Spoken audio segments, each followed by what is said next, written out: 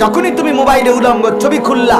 ফেরেশতা যদি তোমার একটা থাপ্পড় দিত, তুমি বুঝতে। ফজরের নামাজে না পড়ে তুমি যে ঘুমায়েছিলা, ফেরেশতা এসে যদি ফাঁসার মধ্যে একটা লাথি মারতো, তো ঠিকই বুঝতে। এক লাথির লগে তুমি এখান থেকে 1000 মাইল দূরে যখন ছিটকাইয়া পড়তা, তো ঠিকই বুঝতা নামাজ কাকে। এই যে গোটা পৃথিবী, আসমান, জমিন, চন্দ্র, সূর্য, গ্রহ, নক্ষত্র, আলো, অন্ধকার, রোদ, বৃষ্টি,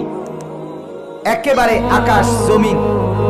গাছপালা, তরু লতা, ফল মূল, নদ নদী, পানি, বৃক্ষ লতা, সবকিছু, এই সবটা পৃথিবী সাজিয়ে আল্লাহ তাআলা মূলত আমরা যারা এই মানুষ, আমাদের প্রত্যেকের সৃষ্টি মায়ের পেট থেকে বের হওয়ার পূর্বে আমরা